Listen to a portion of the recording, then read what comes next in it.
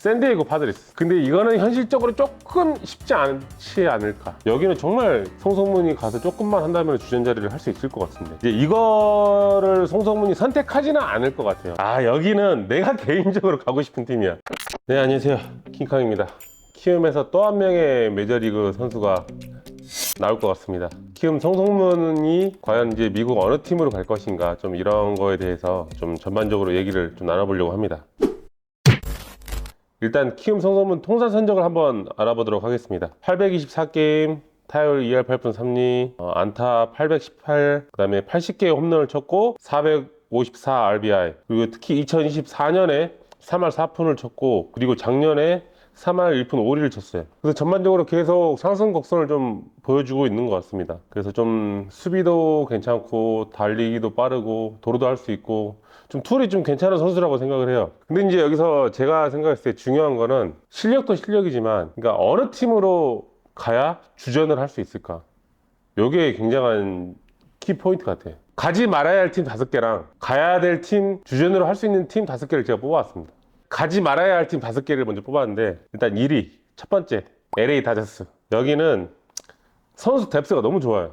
선수 뎁스가 너무 좋고, 그리고 주전 자리가 다 이미 차 있기 때문에 굉장히 경쟁 자리가 좀 치열해 보입니다. 그리고 얼마든지 돈으로 사올 수 있는 팀이기 때문에 좀 이런 부분에서 좀 위험 부담이 있고, 선수 유망주 선수들이 또 많이 있어요. 제 알렉스 프리랜드 같은 이 유망주 같은 선수들은 지금 유망주 탑 레벨 쪽에 속해 있는 선수이기 때문에 주전으로 가기에는 좀 쉽지가 않을 것 같다. 자, 두 번째, 볼티모어 오리올스. 지금 볼티모어 오리올스 같은 경우는 젊은 2루 3루수가 완전히 자리를 잠가버렸기 때문에 잭슨 홀리데이가 2루수에 있고 조던 웨스버그가 지금 3루수에 있는데 주전 자리를 따내기에는 굉장히 좀 어려울 것으로 보여집니다. 그 다음에 3위가 클리브랜드 가디언스. 지금 3루 같은 경우에는 호세 라미레즈 거의 탑급 선수가 자리를 차지하고 있고, 지금 2루 같은 경우에는 후안 브리또 같은 선수가 있거든요. 근데 2루 같은 경우에는 그래도 조금 경쟁을 해볼 만한데, 그래도 이 선수가 조금 자리를 잡고 있기 때문에 가디언스는 조금 피하는 게 좋지 않을까, 좀 이렇게 생각이 듭니다. 그 다음에 4위는 애틀랜타 브레이브스. 여기도 3루나 2루가 주전이 완전히 자리를 잡고 있어요. 2루 같은 경우에는 오지 아빌스가 있고, 3루 같은 경우에는 오스틴 레일리가 있기 때문에 여기는 완전히 뭐 자리를 잡고 있다고 생각을 하시면 돼요. 그리고 이 두 선수가 또 팀을 대표하는 선수들이다 보니까 여기는 조금 피하는 게 조금 좋아 보입니다. 그 다음에 5위는 샌디에이고 파드레스. 아, 여기도 쉽진 않아요. 왜냐하면 3루에 매니 마차도가 있어요. 그리고 2루는 제이크 크로네너스가 있는데 루이스 아라에즈도 있고 뭐 선수들이 많아요. 뎁스가 아무래도 좋기 때문에 여기도 경쟁을 하기에는 송성문이 조금 힘들어 보일 것 같아요. 근데 만약에 간다면은 백업 경쟁으로 해야 될 것 같아요. 뭐 백업 경쟁으로 가는 거면 뭐 오케이. 근데 누가 백업 경쟁을 하려고 하겠어? 그래도 무조건 경기를 나가야지. 그래야 야구가 재밌지. 앉아있는 거를 선수들이 뛰는 걸 지켜보는 거를 좋아하는 선수는 내가 봤을 땐 단 한 명도 없을 거라고 생각해. 하성이도 처음에 가서 주전 자리가 있었고, 그래서 초반에 조금 힘들었다 나중에 결국 자리를 잡기는 했는데, 그거는 굉장히 좀 어려운 케이스라고 생각을 해요. 굳이 그렇게 힘들게 경쟁하기보다는 조금 더 주전 자리를 보장받을 수 있는 팀이 더 효과적이지 않을까. 그래서 잘하는 것보다 자리 빈 팀을 고르는 게 에이전트에 좀 할 역할이 아닌가, 좀 이렇게 생각이 듭니다. 자, 그러면은 주전 가능한 5개 팀. 첫 번째, 시카고 화이트삭스. 주전급의 퍼포먼스를 낸 선수가 많이 없어요. 그리고 주전으로 나간다고 하더라도 성적이 그렇게 좋지가 않기 때문에 저는 여기 가서 얼마든지 주전 경쟁을 할 수가 있겠다, 좀 생각이 듭니다. 화이트삭스가 성적이 그렇게 좋지가 않은 팀이고 또 빅마켓이 아니기 때문에 송성문 같은 선수를 데리고 와서 그렇게 많은 돈을 주지 않더라도 주전 자리를 잡으면 화이트삭스에서 이득이 아닌가, 좀 이렇게 생각이 듭니다. 다만 화이트삭스 같은 경우에는 너무 추워. 겨울에 너무 추워요. 그리고 유망주가 있기는 있지만 나이 어린 선수들이 많아요. 그래서 이 선수들이 올라오기까지는 시간이 좀 걸릴 것 같다. 그래서 훨씬 더 주전 자리 경쟁하기에는 좀 더 유리해 보입니다. 자, 2위 LA 에인절스. 아, 여기는 내가 개인적으로 가고 싶은 팀이야. LA 에인절스. 전체적으로 조금 약해요. 요한 몽카다가 작년에 1년 계약을 했는데 올해는 아직 어떻게 되는지 모르겠어요. 그리고 이루수도 레니포라는 선수가 있는데 그 선수도 그렇게 성적이 좋지는 않아요. OPS가 0.62이거든요. 여기도 제가 봤을 때는 충분히 주전 자리를 차지할 수 있겠다 이런 좀 생각이 들어요. 그리고 성서문 같은 경우는 2루도 되고 3루도 되기 때문에 저는 충분히 경쟁이 가능하지 않을까. 에인저스 탑 30 유망주 안에 20명이 투수예요. 10명이 포지션 플레이어인데, 그래서 상대적으로 좀 투수가 많기 때문에 에인절스가 그래도 저는 좀 좋지 않을까, 좀 이렇게 생각이 듭니다. 3위는 마이애미 말린스. 여기는 젊은 선수들을 되게 많이 써요. 어린 선수들 좀 많이 쓰거든요. 근데 다만 걱정되는 거는 이제 성성문이 29살이라는 나이. 이게 적지는 않은 나이예요. 어떻게 될지 모르겠어요. 과연 마이애미 말린스에서 성성문을 어떻게 생각하는지를 정확히 모르겠어요. 근데 여기도 뭐 주전급 선수들이 있긴 하지만 뭐 그렇게 성적이 좋지는 않은 것 같아요. 뭐 2루랑 3루를 다 할 수 있는 선수이기 때문에 성성문이 여기도 좀 경쟁에 좀 유리하지 않을까, 좀 이렇게 생각이 들고, 이제 다만 좀 걱정되는 거는 이제 여기 유망주들이 랭킹이 높아요. 그래도 유망주가 올라가기 전까지 시간이 좀 있지 않을까, 좀 이렇게 생각이 듭니다. 자, 4위는 오클랜드. 오클랜드 같은 경우에는 주전이 성적이 너무 안 좋아요. 특히 2루수, 3루수 성적이 너무 안 좋아. 율리아스 선수가 있기는 한데 성적이 계속 떨어지고 있거든요. 올해 2할 3푼 8리, 그 다음 2루수 같은 경우에는 1할 7푼 4리, 뭐 제대로 된 주전 자리가 없었어요. 그러니까 완전히 스몰 마켓 팀이긴 한데, 이런 자리를 가서 주전 자리를 먼저 차지하면 좀 어떨까, 좀 이런 생각이 들어요.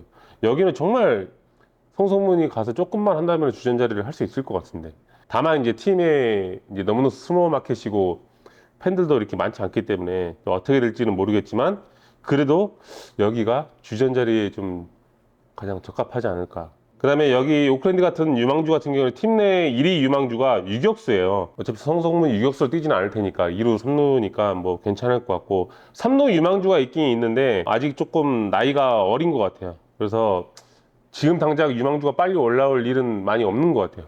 예, 그래서 성성문이 굉장히 좀 유리하다 이렇게 좀 볼 수 있을 것 같습니다. 자, 5위는 워싱턴 내셔널스. 뭐 여기도 2루수 같은 경우에는 2할 오픈에 16홈런을 치긴 했거든요.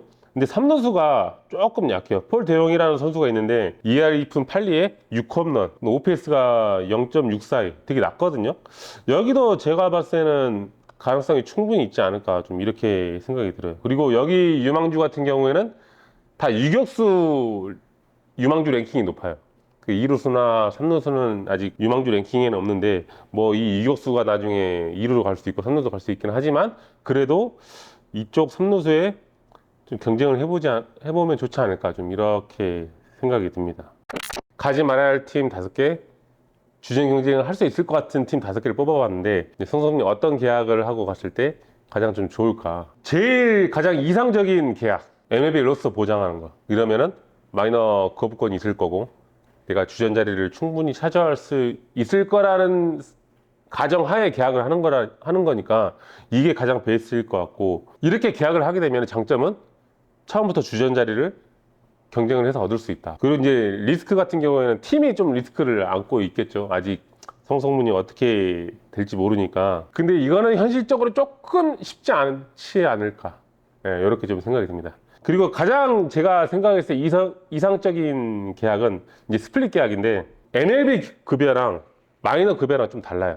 그러니까 MLB 올라갔을 때는 우리가 돈을 많이 주고, 마이너에 있을 때는 돈을 많이 못 주고, 좀 이렇게 계약이 나올 수도 있어요. 그렇게 되면은 이제 MLB 보장은 아니죠. 성성문이 경쟁을 해서 그 MLB 자리를 차지를 한다면 이제 좋은 옵션으로 될 수 있고, 이런 좀 계약이 되지 않을까, 좀 이렇게 생각이 듭니다. 그 다음에 이제 세 번째는 마이너 계약 플러스 옵트아웃인데, 이제 이거를 송성문이 선택하지는 않을 것 같아요. 이거는 어떤 계약이냐면, 이제 말 그대로 마이너 계약을 하고 이제 송성문이 잘했을 때 올라가고, 이제 특정 날짜에 옵트아웃을 할 수가 있어요.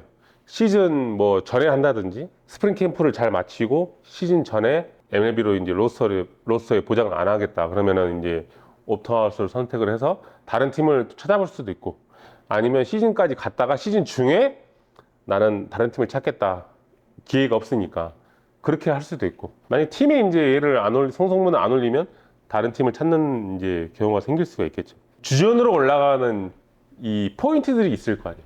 요걸 제가 5개를 한번 뽑아봤어요. 제가 있어 봤으니까. 지금 키움에서 이정우도 왔었고 김하성도 왔었고 저도 왔었고 혜성이도 왔었잖아요. 제일 지금 지켜보는 게 첫 번째가 과연 빠른 볼에 적응을 할 수 있느냐, 이게 첫 번째인 것 같아. 그리고 두 번째는 수비가 얼마만큼 얘가 받쳐주느냐. 그 다음에 이제 세 번째는 아무래도 주루를 보겠죠. 이제 성성 같은 경우에는 도루 성공률이 굉장히 높은 선수이기 때문에 이제 주루에서 좀 어필을 좀 많이 할 수 있을 것 같아요. 그리고 이제 네 번째는 이제 자타 상대로도 얼마만큼 내가 컨택이 가능하느냐, 얼마만큼 잘 칠 수 있느냐, 플래툰으로 되냐 안 되냐 또 이 싸움이 될 수 있으니까 이게 또 키포인트 같고. 그리고 마지막으로 제일 중요한 포인트, 클럽하우스에서 이 커뮤니케이션, 팀, 코치 다 이 커뮤니케이션을 잘 할 수 있느냐, 얼마만큼 그 분위기에 잘 녹아들 수 있냐, 이게 좀 가장 중요한 키포인트이지 않나. 그렇게 되려면 이제 팀도 잘 만나야 되고 팀메이트도 잘 만나야 되고 좋은 코치 감독도 잘 만나야 되고, 그리고 이제 제일 중요한 거는 또 얼마만큼 팀이 송성문을 원하느냐, 이게 좀 중요한 포인트 같아요. 송성문이 가장 인정받을 수 있는 무기는 나는 툴이라고 생각해. 도로할 수 있는 능력도 있고 수비도 그래도 괜찮다고 좀 생각을 하고, 그리고 컨택 능력도 좀 있다고 생각을 하고, 그리고 작년에 26개를 쳤으니까 어느 정도 장타력도 있다고 생각을 할 거란 말이지. 이제 이거는 한국이잖아. 근데 미국에서 이거를 얼마만큼 자기의 퍼포먼스를 보여줄 수 있느냐, 스피드나 무브먼트가 다르기 때문에 얼마만큼 타격 능력을 증명할 수 있냐, 이걸 가장 많이 볼 것 같아요. 저 처음에 왔을 때랑 비슷할 것 같아요. 제가 처음에 딱 계약할 때 단장이 뭐라고 했냐면, 우리는 너가 주전 경쟁에서 자리를 차지할 수 있을 거라 믿는다. 딱 그 느낌이랑 비슷해. 지금 제가 봤을 때 성성문도 아마 이제 계약을 할 때 우리는 너가 우리 팀의 중요한 선수로 자리를 잡을 수 있을 거라고 믿는다라고 얘기를 할 것 같아. 그건 곧 경쟁이거든요. 주전 자리 경쟁이야. 우리는 너가 메인이야, 너한테 무조건 대우를 해줄 거야, 이렇게 하기에는 쉽지는 않을 것 같아.